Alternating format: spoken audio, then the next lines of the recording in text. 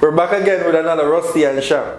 And it's always an up move, but there's no Sham. Me not know what somebody.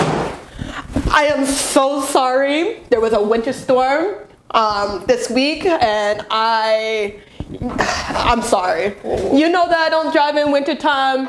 I am late. I apologize. Thank you for the orange juice. You're a blessing. I thought you'd be here from time, but it's okay. Listen, I told you, it was the first encounter for snow this week, and I wasn't prepared. Well, it's a good segue into the topic that we're gonna hit, immigration. But one thing more, I know, why you still have on your jacket? I just told you. Yeah, but you know what I do? Are we inside? Why you still have on your jacket? Okay, you're right. I'm not understanding. Why never take it off? He's right.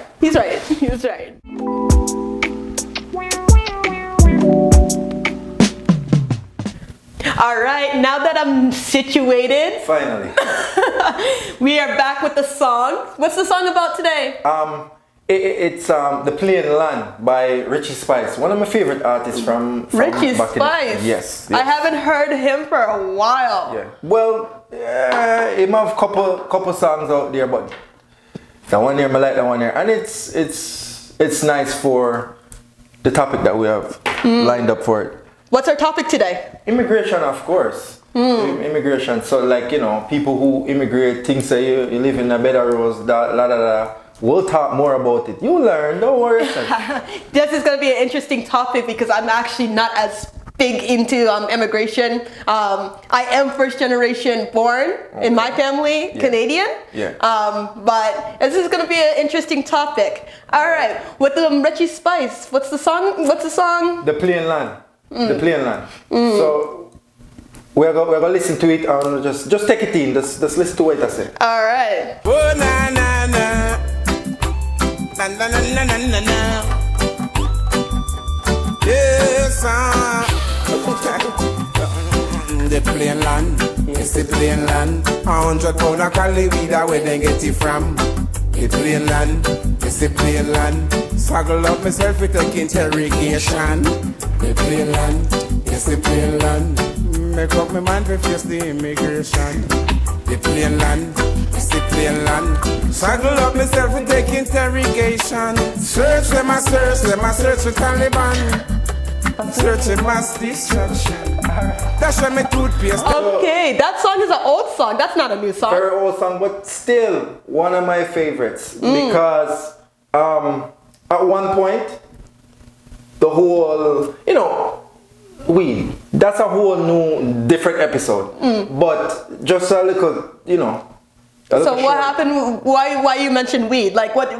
Let's tap into that a little bit. What do you mean? Well, when the plain land, they're searching you as a Rastaman. Yeah. For weed and contraband, right? Even if you don't have, just because you have the look. Yeah, they automatically assume that. Yeah. That's why the plain land and, you know, that whole thing of discrimination. Yeah.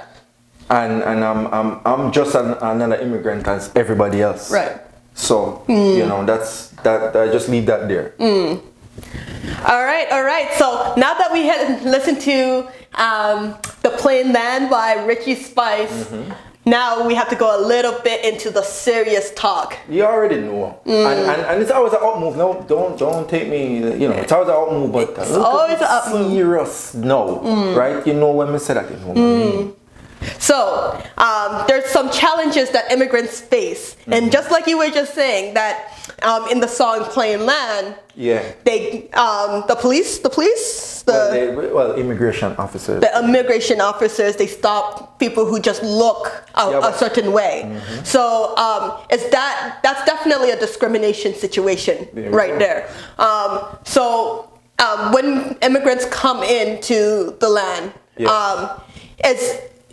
there's discrimination, language barriers, etc. Do you think that there would be a lot of conflict for immigrants to come into their new land, into their new home? Well, Mongo can speak on my experience for the most part. You're obviously an immigrant. Yeah. First of all, when did you come here? Wow. 2010, 2011 maybe. Dang. 2009. I'm not, like right now, I'm not really sure about it, but I know it's around that time. Okay. Right? And did you experience like discrimination for yourself? Well, you know what? You say that now. I might have, but I didn't notice at the time. Because I didn't know what it meant. Like, I'm used to certain behavior towards me, so I wouldn't know if it was. I wouldn't learn of discrimination when I came here. So when you came in, you didn't feel any type of way at all.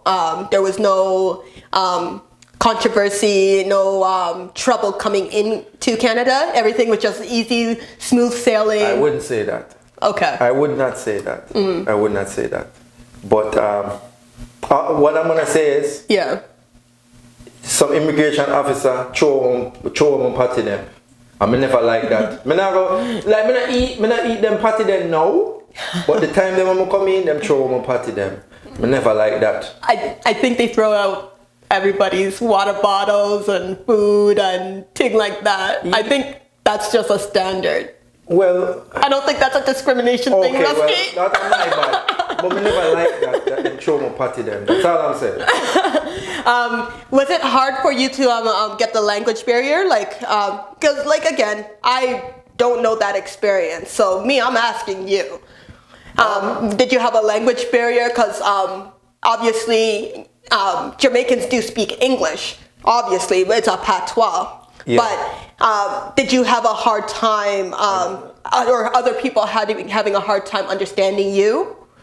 When I just came, a little bit, I did start talk like this when I just come. Yeah. See? But then I had to switch it up. Each time when I go around people, so it did a little bit different. Yeah. But it wasn't a challenge because the school I went to taught me to speak a certain, and sort of like the Queen's English. Okay. So like. So it wasn't a patois, like a heavy patois back at home? Well, at home, but when you go to school, it's something different. Gotcha. So I didn't have a problem with that. So you were able to switch it on, and so that wasn't a barrier for yourself? It was just a pain to sometimes, you talk to somebody, then you're, oh yeah, this guy won't get me. Then I have to switch it up, and then, Yeah. So. I feel like because Toronto is so multicultural, I feel like you fit in just like a puzzle piece once you came in. Like everyone's like, oh my gosh, you're Jamaican, you're cool, oh my gosh.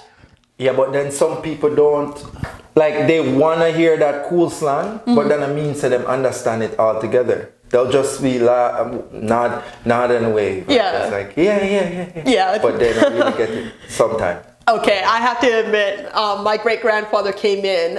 He's actually 95 right now. He's still alive. God bless his soul. The thing is, when I was growing up, I'm Canadian born, and I was surrounded predominantly, like my school was predominantly white. So for me, I couldn't understand my great-grandfather because he spoke fluent patois, and it's always me like nodding when I was younger. Obviously now that I'm older and I understand, but I'm like, I don't know what you're saying, so it was always a nod thing. Again, may I remind you, I was 7, 8 years old at the time. So then you would call that a family cultural like conflict then? A little bit, because if you don't understand somebody, and they're trying to communicate with you, it's a little bit hard, but I know that he understood that I didn't understand him. So that's when we were able to go and have a better communication, because he was able to speak slower for me to understand. And then obviously when I grew up, I was able to understand him as he was speaking in his normal tone, normal speed. But in the beginning, oh my gosh, I could tell you that like he could have been telling me something totally different from what he was actually trying to communicate to me at that time. Okay. Yeah. Okay. Well, for me, there was one thing when me just figure out realistically. about this mental health thing. I didn't know that was a thing. Mental health is a huge factor for cultures, especially in immigration. There was a lot of, like, even way back to slavery time and all of that stuff. So from generations, that was actually brought into different cultures. So obviously, you and I both have the Jamaican background culture, right? So a lot of people would say Jamaicans are angry, for example. Oh my gosh, I hate that saying. Hate it so much. We are not angry, but a lot of our attitude and a lot of the way that we move is because it came from slavery, and we're just and the mental health illness, all of that, all connects to that because that's what we were trained from the past. But I don't really want to get into that right now, so we're gonna move on from that. Yeah. So okay.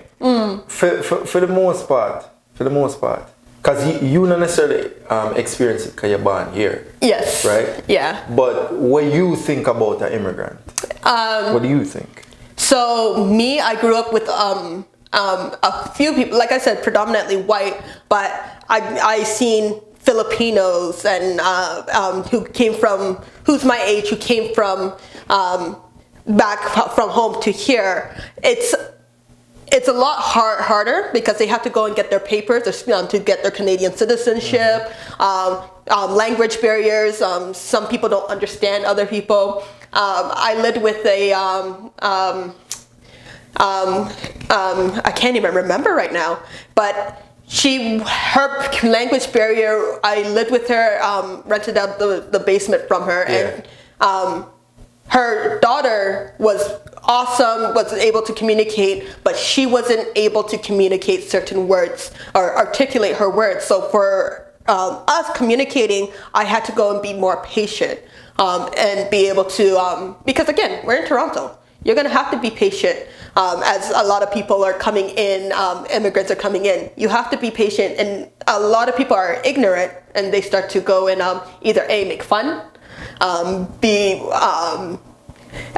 not understand it and just not care at all, etc., etc. Me, I actually like different cultures and like to understand, so I actually put myself out there to go and be patient, to listen and to understand, because you don't know people's traumas and how are you going to be able to grow. I'm glad to say that. You know why? Why? You see, when I used to talk patois like this, people were close to me, people like family members would tell us, you chat bad, you talk bad. See? What do you mean? Like, maybe you don't understand it like that because you not grow up in the culture, but it's like, if you not talk the proper English, you talk bad. Yes. I had people say that about me too. And a lot of people, and I'm born here, and they're like, oh yeah, you have an accent of some sort. And I'm like, what do you mean I have an accent of some sort? That doesn't make sense. I was born here. But then I realized that because I pronounce certain words a little bit differently. Yeah. So if you're not pronouncing things the Canadian way, people will judge you based off of that. And it's not necessary. It could be from home, your culture. It could be from the immigrant, like it's your culture. And you just kind of pick it up. And certain words, I spoke to somebody who was born in Iran, actually, 2 weeks, like a month ago or so. And he told me that he purposely keeps certain words because it's this little sauce. And I'm like, what do you mean the sauce? He's like, oh, I like to go and pronounce certain words because it's the sauce. Same hand movements, by the way. The sauce? It's the sauce. But all right. The thing is when me did fight with, not really fight with, but me did find weird. Like if me say, if me a talk patois like this, to my people, and them are gonna tell me some me chat bad. See? Okay, but what does that mean? I don't understand that. No, but me gotta explain it to you now. Because in a freedom mind, the proper way to speak is English language. Now a lot of them now, them start understand now, say, when you see Chinese, Indians, Filipinos, everybody, when them talk them language. Right. So now me ask the question, why them not talk bad and me talk bad? Because before that, yeah, as a African, I wouldn't be speaking Patois. True. I wouldn't be speaking English at all. So why me talk bad and nobody else not talk bad? Well, when you're back in Jamaica, do they say that you don't talk bad? They will. If, interesting. like if you're, like say I deal with somebody in a suit or somebody of some type of stature. Yeah. If you can't pronounce a word and they look down on you like you talk a certain way. But that's even in Canada, in Canadian culture too, right? If you don't articulate your words properly, you're not deemed, they're not looking at you at a certain stature. It's unfortunate, of course, but they're not looking at you if you can't articulate your words properly here either. Like if you're going around and saying yo yo yo wagwan da da da da da, like, you know, nobody's gonna go and take you seriously because. But you're still expressing yourself, right? Yes, you're still. That's all I'm saying. You're expressing yourself, but there's a way that you have to conduct yourself. Have to. I see where you're going with that. You know what? I see where you're going with that. But all right. Okay. All right. Let me ask that question. What do you think is reasons why people migrate? More opportunity, more freedom. That's here in Canada. That's what I always hear. They can migrate from because they're a third world country, right? So they migrate over to Canada because there could be more opportunities, better lifestyle for their family to live. Well, can I ask you something? Because when I come here, right, there's people who say to me, where you come from? I'm Mr. Jamaica, and I say, so why you come here? Because we're trying to get to live there, so why are you guys trying to come here? Like, no, like, why would you come here? No. You said we're a third world country, right? What does that mean? Because I'm assuming we live in different worlds, like actual worlds then. So the top places to live in the world would be the States, Canada, England. But why? Because that's, I guess, with the World War and all of that stuff. Don't look at me like that. No, I'm trying to know. I feel like I'm getting interrogated here. The thing is, I'm not looking. I'm trying to make sure that you're not giving me just a generic answer that everybody would. I want you to really give me a real, true answer. But what if? Okay. See, now you say generic, but I think the reason why I'm giving generic answers is because that's what we're taught.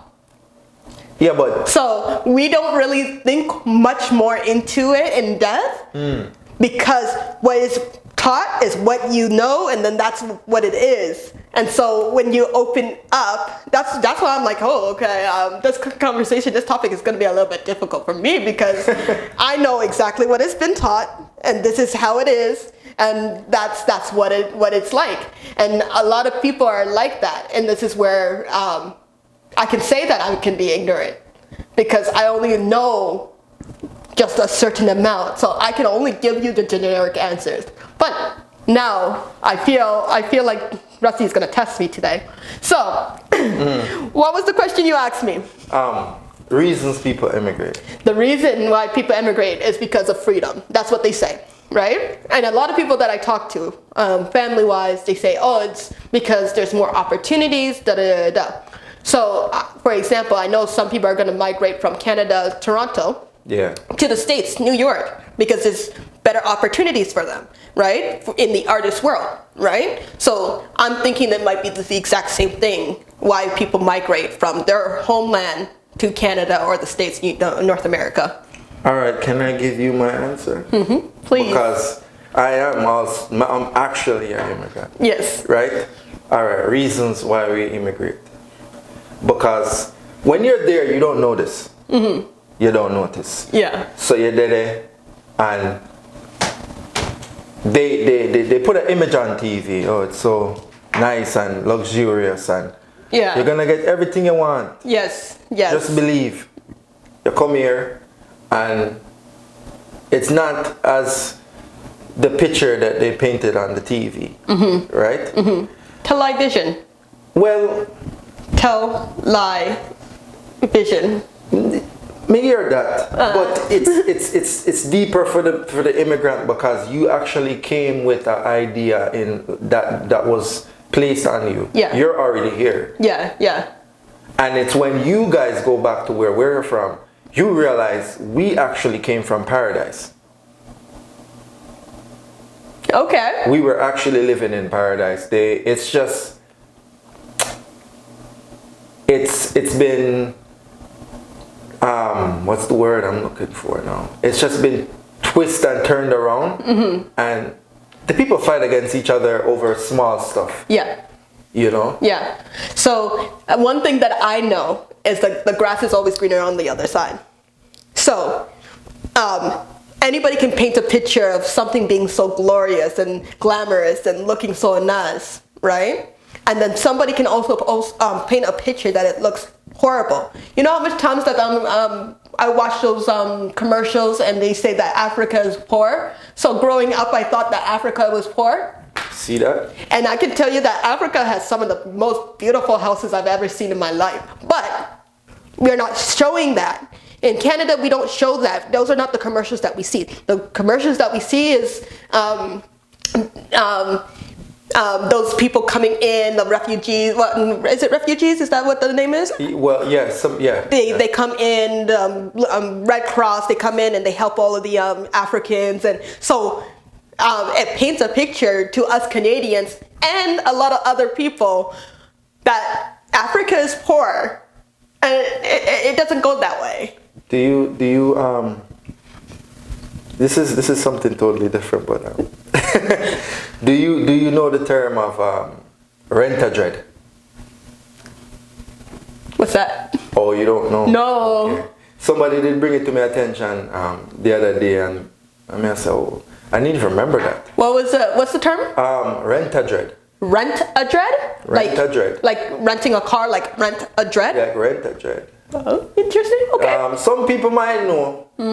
Wanna know yourself. I don't know. Yeah, you guys can go and tell me, because I don't know what that is. They like women would come to the Jamaica and see the Rastaman them on the beach, and you know, ray, and them come to have a good time, and them rent-a-dread for that time that they're there. This reminds me of hookup culture. Well, is that a hookup culture thing? That sounds like a hookup culture thing. Me just tell you what it is. Me just tell you the term. I'm just telling you the term. Rent-a-dread. That was just a side note. Just for people who don't know. But they, like, people would see me and assume I am a rent-a-dread, which is not so. I never even heard the term before. No, you don't know. But maybe that's because I'm Canadian born. Yeah, you don't know the term, and you're not in that type of like crowd, so you wouldn't know. Fair. Right? Huh. You wouldn't know. I learned something new today. So I'm gonna go to Jamaica next time and rent-a-dread. But the next thing is me being here. I wonder if it's worth it. Like if it's Would worth you say it's worth it? Even with this Canadian weather thing that we are having this week, by the way. I feel like me did have a more happier, a more here you have more opportunities to do different stuff, because back home they're all in a box. So it's like if you're doing this, you're that type of guy, or you're a geek, or you're this, or you're that. Yeah. But here you can do whatever you want. Right. But back home I feel my mood is better. Well, that's because there's a lot of sun. Sun depicts your mood. In the wintertime, well, our days are a lot shorter. Well, this is what I'm saying. If my mood is better when I'm there, why is there so much violence? Like if my mood is there because of the sun, why am I killing? Why are they killing brothers and sisters and grandfather and this and babies? This is the culture off topic, difference. but culture difference. But we all live in the same place. We all grew up together. Why am I doing this to you? In culture difference. I think. I don't know. Don't look at me like that. No. Again, like you're giving me generic terms. No, but the thing is, here we are so strict on gun control, strict on in Jamaican. I don't know this as factual. So again, asking, isn't the police officer, they stand with the gun and thing like that outside? That's what I seen that in videos. They're always strapped. Yeah, they're strapped. They're always. You don't strapped, see that. Like we have our police officers carry a baton and a taser. Okay. So it's less a threat, less of a less threat. And if they pull out their baton, I have a friend. The minute that he pulls out his baton, then they don't like to do it because they have to write down why they pull out their baton, right? So it's policies that the policies are different. Okay, all right. Mm-hmm. Just trying to. Yeah. But saying if it's worth it. It's worth it if I don't plan to live here. If I'm coming here strictly for business, that's a different story. Okay. But if I'm coming here this is my opinion personally. Yeah. I do not think this is a family-oriented place. I think Jamaica is more family-oriented. Why you say that? That's for me. Because if they're more strapped out there and less policy with the gun control and everything, you're saying it's more family-oriented there than here. Why you say that? Well, they're doing that for just for the mere fact of them thinking that illusion of protecting their family, helping to feed their family. That's why all of that is in place. Like everybody wants to protect their family for whichever different reason, or feed their family whichever way they think is best to do so. That's right. Yeah. So that's the only reason. Well, that not makes the sense. only reason, but it makes sense. It makes sense. So with people migrating over here, you think that Canada is more starting to be overpopulated? I don't think so. No. Why you say that? Because I've driven to I've driven to Alberta before. Yeah. From Toronto. Yeah. There is tons of land everywhere. Mm-hmm. So are you saying the city is overpopulated because they're stacking people like hamster cages? Yes, because the city is where we want to be. The city is where it's at. Yeah, we just have to call it for what it is. They're hamster cages. Yeah. Where you get that clear glass that you can look out. Yeah. Yeah. But that's it. Like there's no it's not a populate like. We need people, actually. We need people. Yeah, we need more people, actually. So, now, the city is the place to be, and we're all hamster cages and whatever you were saying.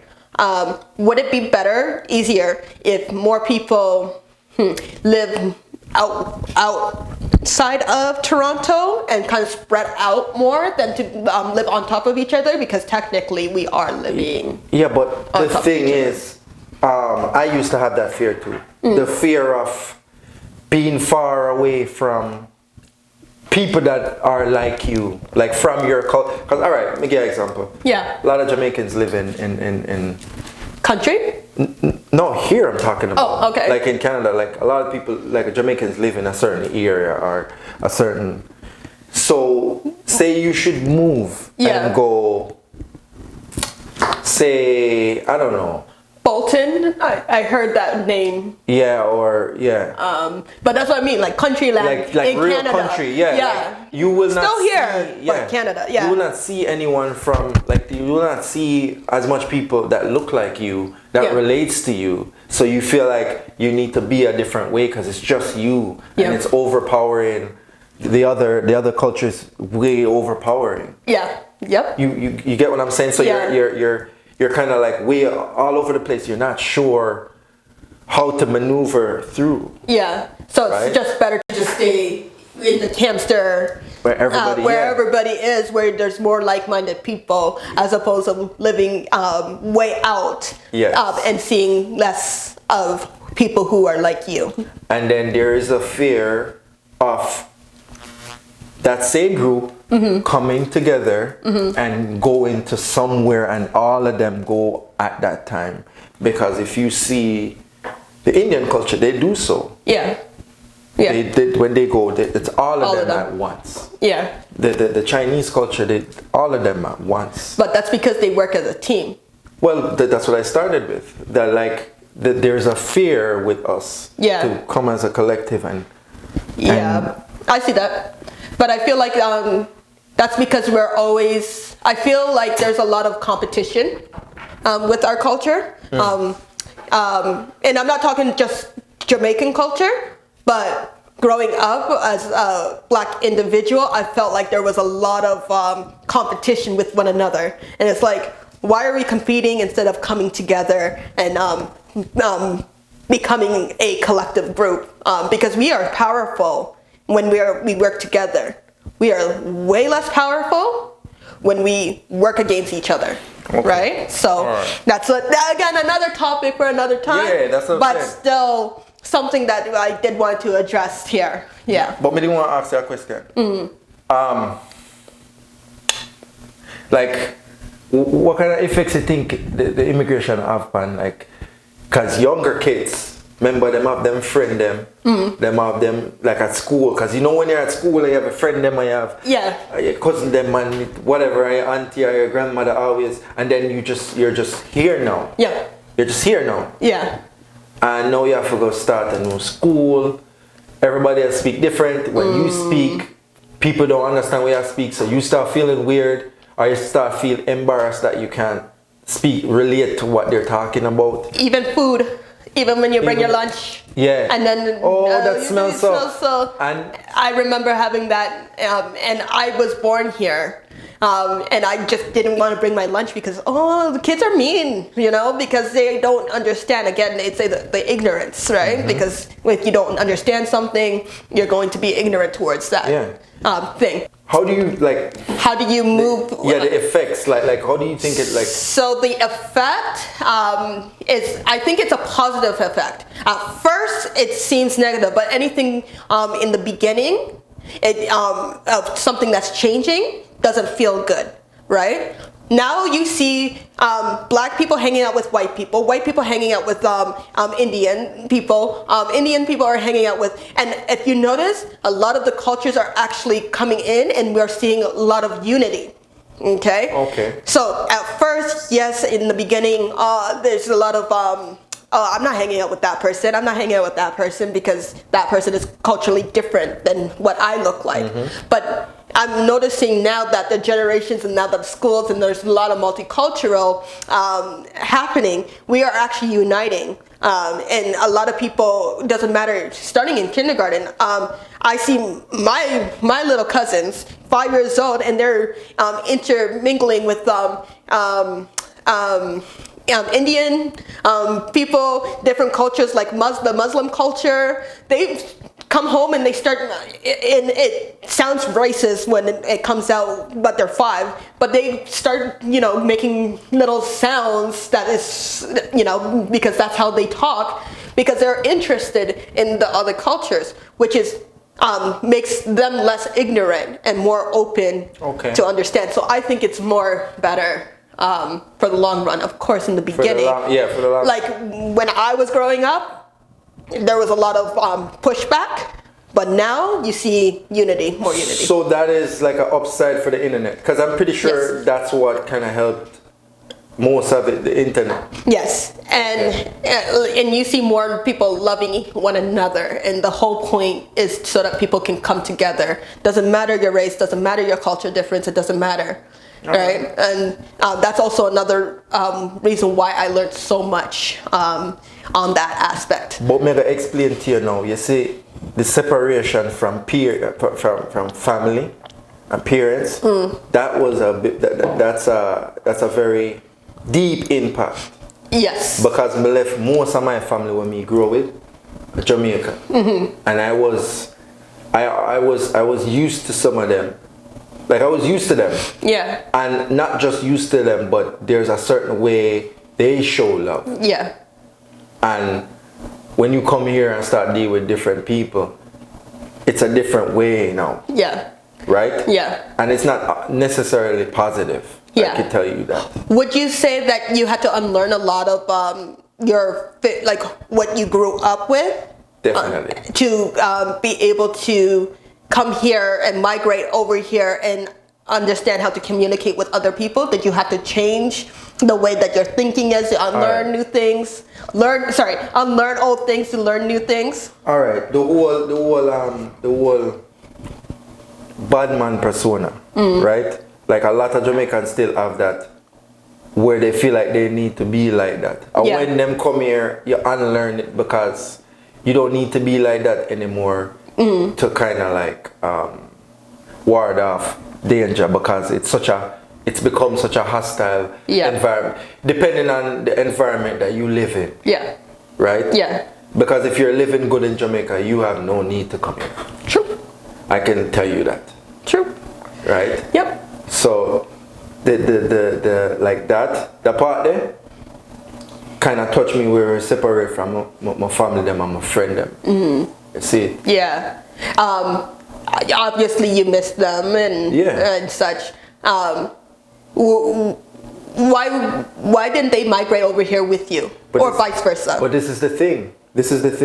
It's like a Russian roulette type thing. It's like some people get it, some people don't. It's not even about a criminal record. Oh. Right? It's not even, like, I could see if it's, your criminal record is dirty, so you can't come. Yeah. It's just like they choose who they want to come. I'm not even sure why. Yeah. And how the process is. But then I think if you're coming here, your family,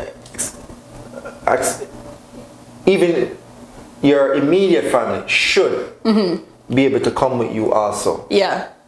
Because you're literally a breakup families. Yeah. And you're gonna tell me this is family oriented place. That's all I'm saying. That's my opinion. I didn't know that. That's my opinion. I didn't know that. So your family is still back home? No, well, some of them, not all of them, but some of them. Right? So that's one of the, and I'm pretty sure a lot of people who've done, like, migrated, they face the same the same trouble. Yeah. See, with my family, like I said, my great-grandfather, he migrated to England and then stayed there, worked there, and then eventually, like, from Jamaica to England, worked there, I think it was 10 years, My Nana was born there, my mom was born there, they migrated to Canada. And then that's how I came about, right? So the migration was, and when my grandfather migrated to England, he actually went and sent for my great-grandmother to come to England as well. So I know that some people go first and then they go and work their butts off and then bring their family. And I don't know if that was a case at one point. I don't know if that causes a lot of, because obviously you're separated from your loved ones. You're separated from, so that can cause a lot of psychology issues as well. Anger, sadness, loneliness, some of that stuff. All right, I'm going to show you something what happened to me. You see, just come and go to school, right? Yeah. And there's a culture, I think a lot of people understand, no Jamaican culture say, they call us homophobic, right? Yes. I know that topic is going to be, but I just want to say that part. And I'm at school and we play ball, right? And I score a goal and I'm gonna say, good goal. Yeah. And I guess in a freedom culture, them go so, good goal, by your ass. So I say, so that's a no. That's a no. Things got real. Yes. And That's happened here in Canada, not in back home. No, here. And then things got real. Man, if I come and hold on for me, come here and say, yo, what y'all do, dog? We don't, what y'all do? Yeah. But that's that's what I meant, the culture differences. Yeah. Right? Yeah. And when it just come, that's. So it's like, it could be dangerous. Because for things like that, people get like seriously harmed. Yeah. And there's reasons, and people don't understand these reasons, that back in slavery, as you said, it was used as a tool. Yeah. Like raping men, black men was a tool. Yeah. To make them. So once any type of activity close to your ass, that's a problem. Well, we just got dark and then we got light right quick, didn't we? I'm just saying. I told you it was gonna be a little bit serious. Dang. That's all I'm saying. But that happened. But then you learn and you set boundaries from early. Yeah. And people know, okay. Yeah. Don't do that. Yeah. Or some people are like, this is just how I play. And a lot of people did the opposite of not setting that boundary and just said, let it go and just happen. Oh no, we're not doing that. We're not doing that. No. That's where you take something that you don't want. That's true. That I'm not doing that. That's true. But a lot of people are taking things that they don't want because it's easier to just go with it. And I noticed that. That's something that a lot of people who migrated coming down here has come down here, took the culture of like the Canadian culture or the North American culture, and they don't necessarily agree with it. But because this is just how it is, they just, this is how it is. And they just go with it because this is not their land. This is not what they know. So they just go with it. Yeah, but at the end of the day, right, we're all human beings, right? Absolutely. So as a human being, there is certain line that I draw for myself. Absolutely. So if I draw that line for myself, not disrespecting your land or whatever. Yeah. Once you cross that line, we have a problem. Absolutely. But other things I'll let slide, but there's a line that I draw for myself. Absolutely. We have a problem. But what I'm saying is that a lot of people who migrate over, they don't, because they don't know the land, they don't know the country, they don't know the culture, they just let things go and they don't have boundaries because they're just like, this is a new place, and so they're scared, whatever that they're dealing with. Okay, and I've seen this happen many times, and I'm like, but your culture is this way. Why are you accepting this? Accepting this. And they said this is a multicultural place, and they welcome cultures. Yes. This is what they sell. Yes, but sometimes we don't have that.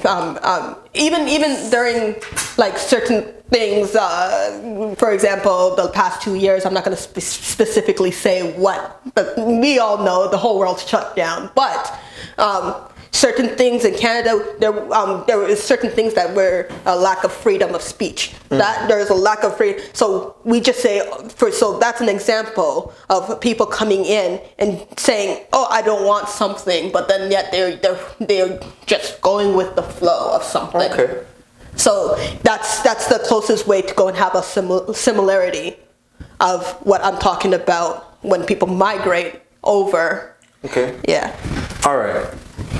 Back to the topic, right? When I'm here in the summertime, I feel nice. I'm cheery. I'm smiling all the time. Oh, trust me. Winter time. Seasonal depression. You hear what you said? Seasonal depression. Okay. I don't think I'm built for this weather. I'm not speaking for nobody else, because some people say they love the winter time. They want to wear those nice coats and whatever. That's fine. You get all the coats you want. But winter time, my mood changes. Yep. And you see, I came in late for a shoot today because I just I couldn't roll out of bed. Like, it's cold outside. You can see your breath as if you were smoking. Like, it's not something. That's not something I want to deal with. I want to deal with. And if I had the chance to go and have a 6-month vacation every year, as soon as it snows, I'm out and I come back. Life would be grand. But then that's the pro and that's the pro and the cons, because then when I'm in Jamaica all year round, my mood is up. Yeah. Yeah. My mood is up. But there is still more day. Like in Canada in the wintertime, I don't know if you notice, we have to fall back on time, because if you look at it gets darker. It gets dark. So in the summertime, sunrise 5 a.m. Yeah.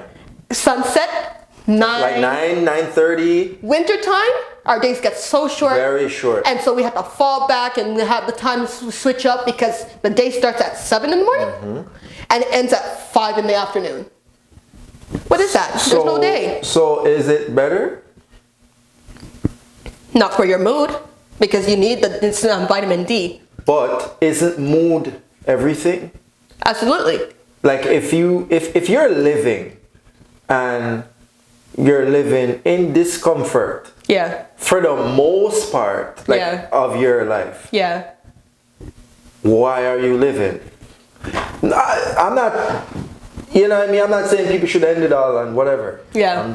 I'm asking a question. I want people to think about it. Yeah. See, I don't have the answer for that one, so I couldn't even tell you. If that is a something that people don't want, Yeah. but you're living like that, Yeah. for most Of the year. here, for the most of the year, you're living like this. Yeah. It's always overcast. It's always. Yeah. So, is here better than where you're coming from? Then, if. Well, that's something I know. This is what I know. I don't know anything other than this, right? But that's something that the person who is planning to migrate over here has to know for themselves and take it into consideration, and not to just look at the TV, because again, television is not necessarily, they show you exactly what they want you to see. Everything is, the grass is always greener on the other side. For the most part, Canada teaches you a lot. Oh yeah, but anywhere you go. So if I choose to go and migrate to go to Jamaica, I think one day I might, because at least 6 months out of the year, because this wintertime thing is not good for me. But you'll see me migrate somewhere in the warmer country during these months in the future. Trust me, trust me. But immigration on a whole, I think it's good. Yeah. But I would rather you move at least with your immediate family. Yeah. Because sometimes, say, people that have like kids back home, they leave, come here without their kids, without their spouse. Yeah, that happens all the time. And then, because you're not spending time with your family anymore, so you guys are disconnected now. Yeah. And most of the time, you start a new family where you are, because it's been years. Yeah. And then all you do is like send money back. But are you're helping out, but to what end? But wouldn't they send them to bring their family over? Yeah, but then there's or they just forget. It all depends on it all depends on the individual. The individual was like, I'm here, I'm free, I abort the mission, forget y'all, like this is a new life for me, like that's what you're saying? And not always. Sometimes, because you come here by yourself, you're trying to figure stuff out to make sure things are solid for other people to come. Yeah. But there's so much obstacles and you don't have that help. Yeah. Like that because it's hard to trust when you just come. That's true. Like I don't know you. Yeah. That's true. That's true. That's true. So it takes a while. Right? But then they need the help right now. That's true. So what are you gonna choose? What's the choice? Yeah, you can help them out right now, but you don't gain that knowledge that you need to gain in that time, because all you're doing is just working to help them. It's a survival mode. Yes. As soon as you come in, you have to survive, and then that's But the it. time when that you're like you draw back, say, okay, I'm gonna just try to learn and concrete. Yeah. You neglect all of that. So Yeah. what do you choose? It's true. Okay. All right, so that was a little bit, again, heavy topic. We always go into something very deep and we get lost in the sauce. But today we're going to do a Never Have I Ever. Yes, yes. All right, I'm going to be reading off some questions. We're going to have our 10 fingers up. And then if we answer, if we did it. No lying, no lying. No lie. No lying. Listen, No lying. I'm a child of God. Me know that. And I'm a saint. Yeah, that's. Yeah. I never lie. That's what the Christian about said. Me know. Yeah, I said it. Wow. Yes, I said it. Yes. Wow. All right. Whatever. Okay. So I'm gonna start off reading some of these questions. So put your 10 hands up. 10 fingers. 10 hands. Okay. 10 fingers up. Now I put the rest of my hand there. Let's take the seat and then put them. Okay. Never have I ever called a teacher mom. No. No? Okay. Never have I ever gone to bed without brushing my teeth. I know you nasty. But I with that. Never have At least once. At least once. So let's stop going. So Okay, at least once. does like childhood count? At least one. Of course. Well, frig me. At least. Never have I ever cooked disgusting food. Okay, I have to admit, I I'm not cooked. even gonna go around that. Okay, listen, I cooked like crunchy cornmeal porridge before and oats porridge. Yeah. I put some salt in rice when I smaller. I say my mother and my sister then laugh off of me, them laugh. Too much rice. Like you're tasting the rice grain. Like the salt grain. Crunchy. You know what's actually I put cinnamon by accident in my ground chicken before. I thought it was the wrong seasoning. What? Yeah, it was something. Never have I ever scared someone on purpose. Everybody must do that at some done that. point. Come on now. Yeah. Okay, never have I ever made a silly voice like I always do. What? Come on. What? Never have I ever walked into a lamppost. A what? Walked into a lamppost. I just walk into things. I trip over my own 2 feet. Okay. I think I'm gonna lose this one. Okay, never have I ever cried at a movie. Me not go run it still. As a big man, me not go run it still. Sometimes them touching, me not go run it. Okay, never have I ever walked in on someone on the toilet. All the time. Me not go. Lock the door. Yeah, me not understand like this. Lock the door. They put it for a reason, you know. Yeah. Okay, all right. Here's one. Never have I ever shared someone else's secret. Okay, when I was younger, my mouth was loosey-goosey. It all depends on what the secret is. Yeah, you never have I ever. No, it all depends. Right. It all depends what it is. All right. If it's something big, I won't touch it. But if it's something small, he Okay. won't care. Never have I ever told a bad joke. Now I'm not putting my fingers down. My jokes are always funny. People say I'm corny all the time. So. Fine. I'm not gonna say that. Yeah, some of the way I go. Yeah. Me know. Fine. know. Never have I ever cheated on a test. Me a straightforward youth still. Stop all of that. You're lying, you know. I'm sorry, people shall lie, you know. I can't It's all right. lose. Actually, to be honest, You're lying. I had 99% on a test because I cheated with a group of people. I lost. All my fingers are down. All I do is win, no matter what.